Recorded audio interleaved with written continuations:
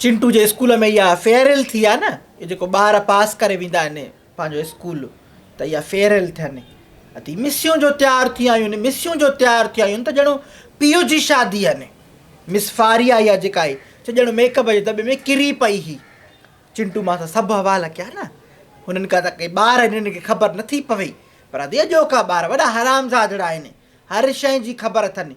जे miss हया त ठूठी जॾहिं खुड़ी वारो सैंडल डिस्के ते पाए आई, वरी इहा स्टेज ते चकर थियण जी हुते अचु वञु आहे, जा थी फ़ाको करे किरई आई माई ख़ल्क जे साम्हूं निभायूं तव्हां बि अहिड़ा सैंडल छाकाणि थियूं पायो। बसि लए काॾे करे मोतबिरियूं, वरी इहो सर फैसल इहो मुहांडो कारो टिशमो हणी हर स्टेज ते चढ़ी वञे, हिकु मां वांगुरु फिंजो, वरी आकड़े आसमान ते फोटू जो रखिया अथऊं फेसबुक ते, त कंहिं फोटू में स्टेज ते चढ़े थो, कंहिं फोटू में लहे थो। हाणे इहा इन विच में अचु वञु इन करे कई आहे त जीअं माण्हू मूंखे ॾिसनि, हर को पाण खे पढ़ाए थो न, अधी उको पढ़ाए, पर अहिड़ो ज़ुल्म। वरी चए अम्मा आख़िर में पाल्टी कयूं, मिसियूं बूटियूं सॼियूं खाई वियूं, असांखे रुखा चांवर ॾिनऊं। मां वारा ॿार अॻे ई वीचारा ग़रीब, साल में ॾिस थी ॿिनि ईदनि ते रुॻो इहे बूटियूं नसीबु थींदियूं अथनि। हिननि जो बूटियुनि जो ॿुधो त वात पाणी पियो थिए। अधी खे चवां हर मिस ॾे प्लेट खणी वञे चिंटू, मिस मूंखे बूटी त विझी ॾे। इहो इन्हनि मिसनि जो गिरहो छाकाणि थो बसि थिए, छोकिरे खे दड़का ॾेई हल बूटियूं न आहिनि, अहिड़ियूं हूंदियूं न मिसियूं। भला मिसरी बि पराए पैसे ते तयारु ताम ॾिठा, ईअं बि न हुजे अधी माण्हू, न माण्हू ॾिसनि न छा, इहो धिक आहे। वरी मूंखे थो चवे चिंटू अम्मा कंहिंसां ॻाल्हि कजांइ न, पर मिस बाबरा खे ॿोड़ू घटि मिलियो, पोइ रुसी वई मानी न पई खाए।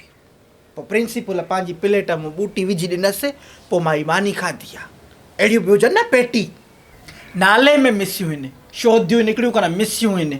पाड़े वारो गर्ल्स स्कूल न आहे, हिते वई आहियां हिकिड़े ॾींहुं इहो सिलाई जा पैसा वठणु, त इहा दहड़ियूं वेठियूं आहिनि मिसियूं सभु, स्टाफ रूम अलाए छा कनि पियूं, उन में वेठियूं आहिनि, खिचको आहे ट खिलनि मोतबिरियूं।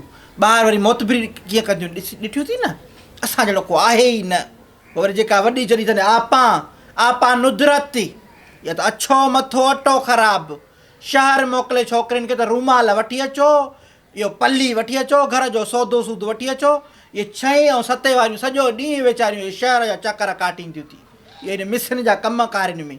ॿियो इहा जेका अथनि बाजी बल्कीस, इहा त जुआ बि ॻोल्हरा वई, अहिड़ी शोधी थी।